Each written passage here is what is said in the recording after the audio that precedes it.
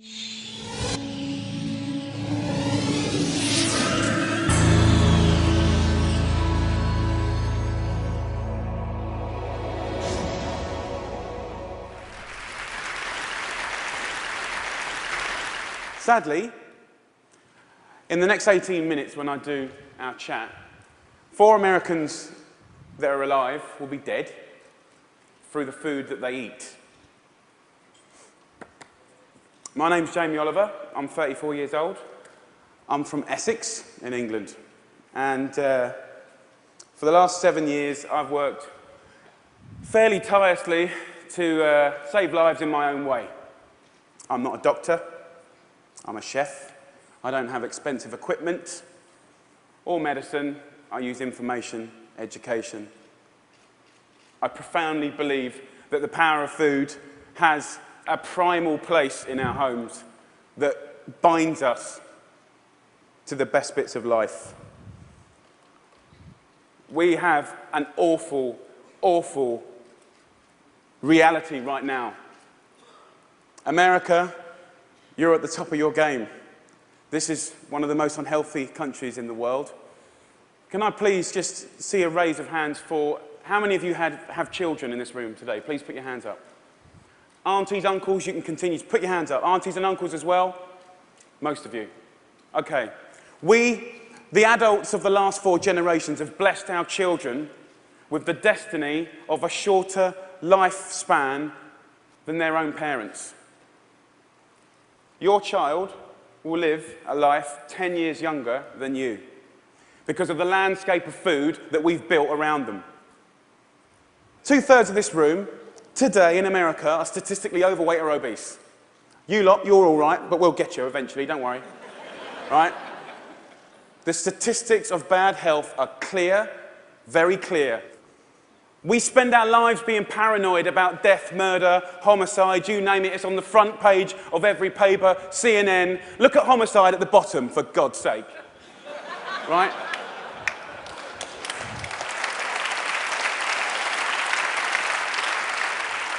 Every single one of those ones in the red is a diet-related disease. Any doctor, any specialist will tell you that. Fact. Diet-related disease is the biggest killer in the United States right now, here today. This is a global problem. It's a catastrophe. It's sweeping the world. England is right behind you, as usual.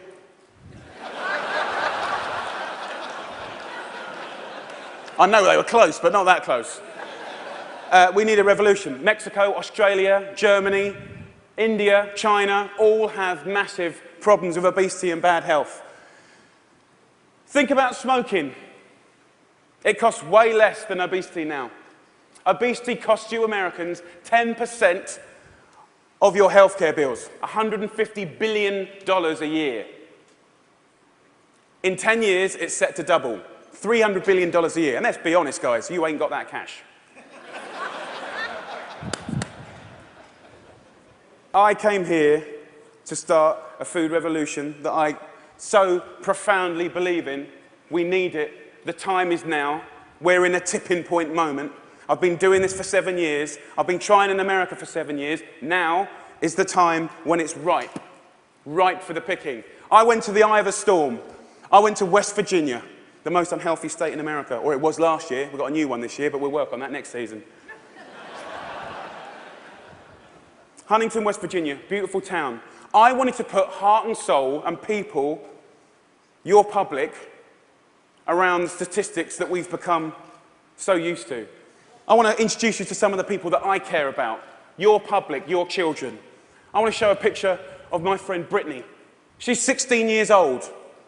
She's got 6 years to live because of the food that she's eaten. She's the 3rd generation of Americans that hasn't grown up in a food environment where they've been taught to cook at home or in school, or her mum, or her mum's mum. She has 6 years to live. She's eating her liver to death. Stacey, the Edwards family. This is a normal family, guys. Stacey does her best, but she's 3rd generation as well. She was never taught to cook at home or at school. The family's obese. Justin here, 12 years old, he's 350 pounds. He gets bullied, for God's sake.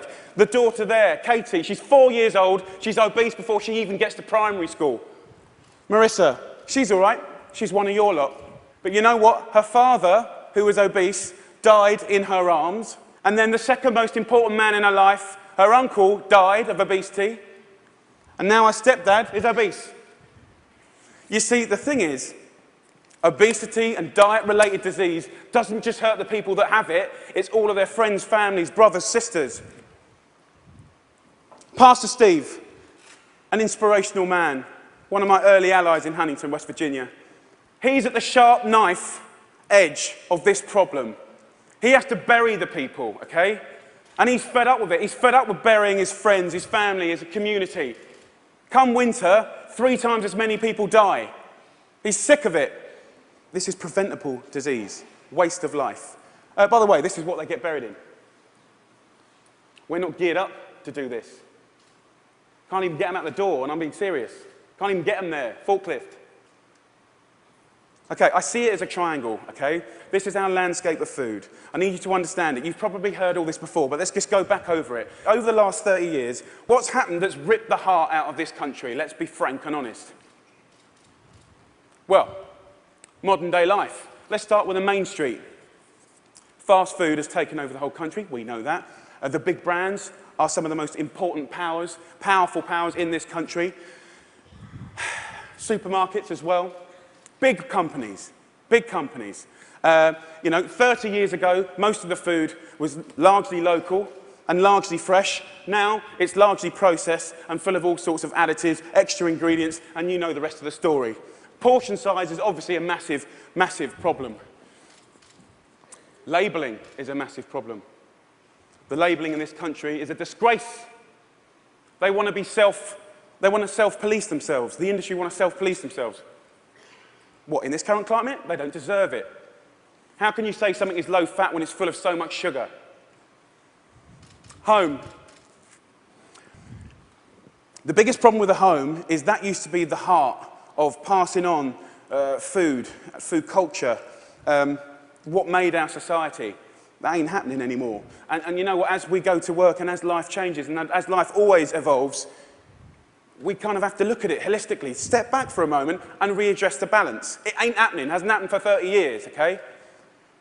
I want to show you a situation that is very normal right now, the Edwards family. Let's have a talk. This stuff goes through you and your family's body every week. And I need you to know that this is going to kill your children early. How are you feeling? I'm just feeling really sad and depressed right now. That, I want my kids to succeed in life, and this isn't gonna get them there. But I'm killing them. Yes, you are. You are. But we can stop that. Normal. Let's get on schools. Something that I'm fairly much a specialist in. Okay, school.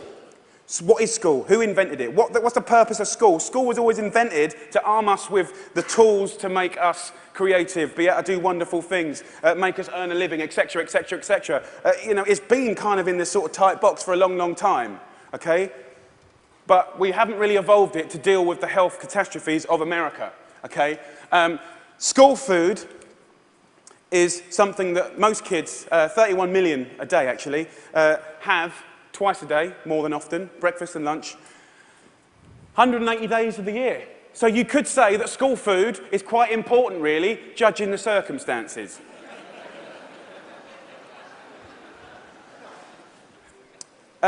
Before I crack into my rant, which I'm sure you're waiting for, I need to say one thing, and it's so important in hopefully the magic that happens and unfolds in the next 3 months. The lunch ladies, the lunch cooks of America, I offer myself as their ambassador. I'm not slagging them off. They're doing the best they can do. They're doing their best. But they're doing what they're told, and what they're being told to do is wrong. The system is highly run by accountants. There's not enough or any food knowledgeable people in the business. There's a problem. If you're not a food expert and you've got tight budgets and it's getting tighter, then you can't be creative. You can't duck and dive and write different things around things. If you're an accountant and a box ticker, the only thing you can do in these circumstances is buy cheaper shit. Now, the reality is the food that your kids get every day is fast food. It's highly processed. There's not enough fresh food in there at all. You know, the amount of additives, E-numbers, ingredients you wouldn't believe. There's not enough veggies at all. French fries are considered a vegetable. Pizza for breakfast. They don't even get given crockery. Knives and forks, no, they're too dangerous. There's scissors in the classroom, but knives and forks, no. And the way I look at it is if you don't have knives and forks in your school, you're purely endorsing, from a state level, fast food, because it's handheld. And yes, by the way, it is fast food. It's sloppy joes, it's burgers, it's wieners, it's pizzas, it's all of that stuff. 10% of what we spend on healthcare, as I said earlier, is on obesity, and it's going to double.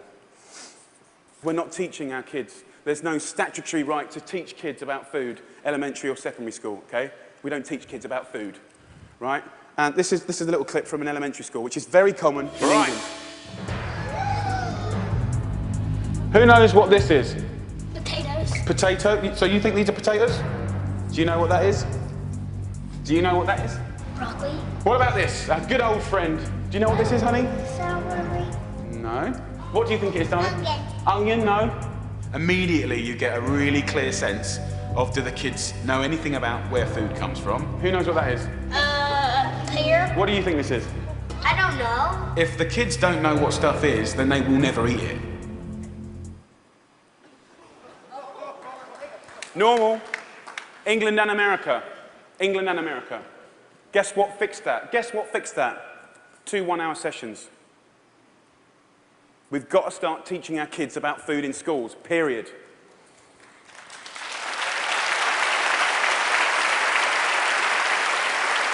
I want to tell you about something. I want to tell you about something that kind of epitomizes the trouble that we're in, guys. Okay? I want to talk about something so basic as milk. Every kid has the right to milk at school. Your kids will be having milk at school, breakfast and lunch. Right? They'll be having 2 bottles. Okay? And most kids do. But milk ain't good enough anymore because someone at the milk board, right? And don't get me wrong, I support milk. But someone at the milk board probably paid a lot of money for some geezer to work out that if you put loads of flavourings and colourings and sugar in milk, right, more kids will drink it. Yeah. And obviously, you know, now that's going to catch on. The apple board is going to work out that if they make toffee apples, they'll eat more apples as well. Do you know what I mean? For me, there ain't no need to flavour the milk, okay? There's sugar in everything. I know the ins and outs of those ingredients. It's in everything. Even the milk hasn't escaped the kind of modern day problems. There's our milk, there's our carton. In that is nearly as much sugar as one of your favourite cans of fizzy pop, and they're having 2 a day. So, let me just show you. We've got one kid here having, you know, 8 tablespoons of sugar a day, you know. There's your week, there's your month, and I've took the liberty of putting in just the 5 years of elementary school sugar, just from milk. Now, I don't know about you guys, but judging the circumstances, right, any judge in the whole world would look at the statistics and the evidence, and they would find any government of old guilty of child abuse. That's my belief.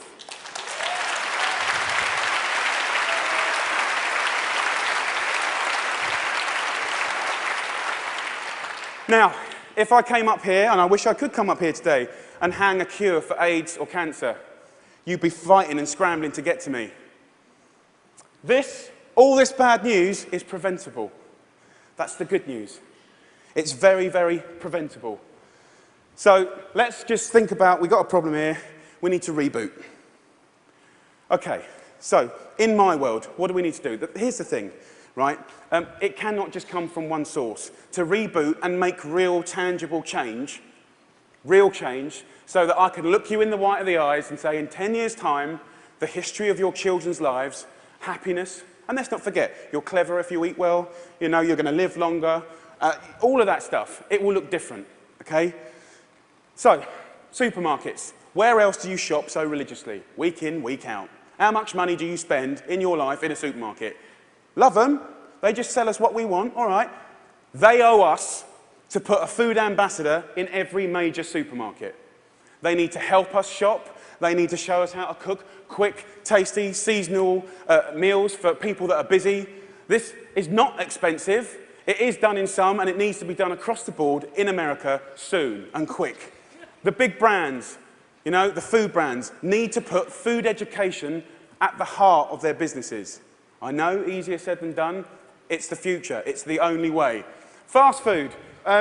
With the fast food industry, you know, it's very competitive. I've had loads of secret papers and dealings with fast food restaurants. I know how they do it. I mean, basically, they've weaned us on to these hits of sugar, salt, and fat, and X, Y, and Z, and everyone loves them, right? So these guys are going to be part of the solution, but we need to get the government to work with all of the fast food purveyors and the restaurant industry, and over a 5, 6, 7 year period, wean us off the extreme amounts of fat, sugar, fat, and all the other non-food ingredients. Now, also, back to the sort of big brands, labelling, I said earlier, is an absolute farce and has got to be sorted.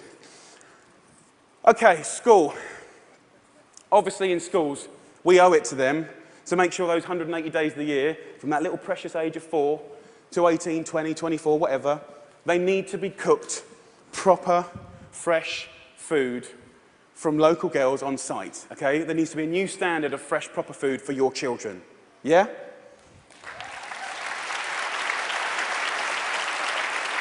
Under the circumstances, it's profoundly important that every single American child leaves school knowing how to cook 10 recipes that will save their life. Life skills. That means that they can be students, young parents, and be able to sort of duck and dive around the basics of cooking no matter what recession hits them next time. If you can cook, recession money doesn't matter. If you can cook, time doesn't matter. The workplace, we haven't really talked about it.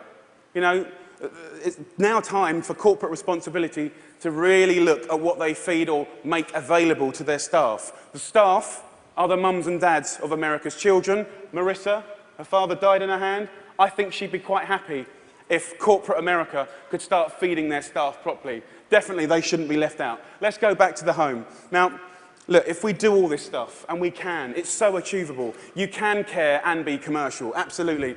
But the home needs to start passing on cooking again, for sure, for sure. Pass it on is a philosophy.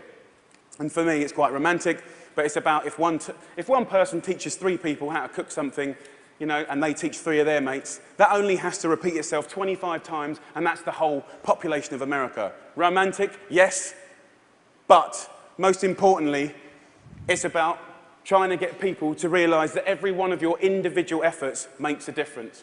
We've got to put back what's been lost. Huntington Kitchen. Huntington, where I made this programme, you know, we've got this primetime programme that hopefully will inspire people to really get on this change. I truly believe that change will happen. Huntington Kitchen, I work with a community. I worked in the schools. I found local sustainable funding to get every single school in the area from the junk onto the fresh food. $6.5 grand per school. That's all it takes, $6.5 grand per school.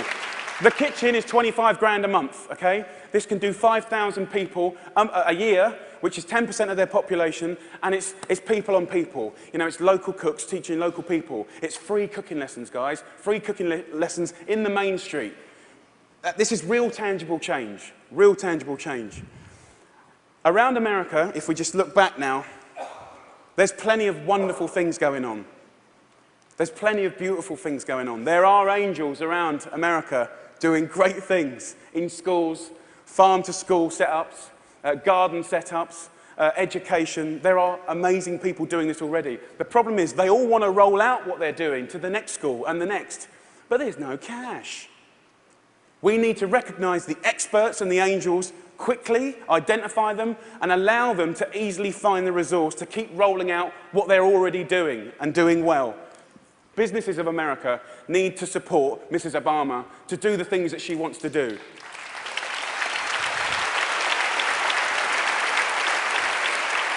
And look, I know it's weird having an English person standing here before you talking about all this. All I can say is I care.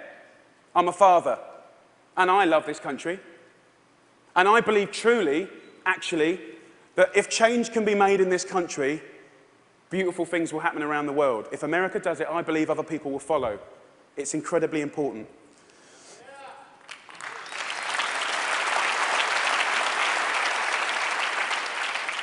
When I was in Huntington, trying to get a few things to work when they weren't, I thought, if I had a magic wand, what would I do? And I thought, you know what, I'd just love to be put in front of some of the most amazing movers and shakers in America. And a month later, Ted phoned me up and gave me this award. I'm here. So my wish.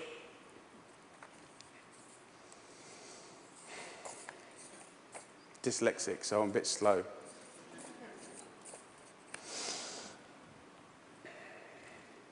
My wish is for you to help a strong, sustainable movement to educate every child about food, to inspire families to cook again, and to empower people everywhere to fight obesity.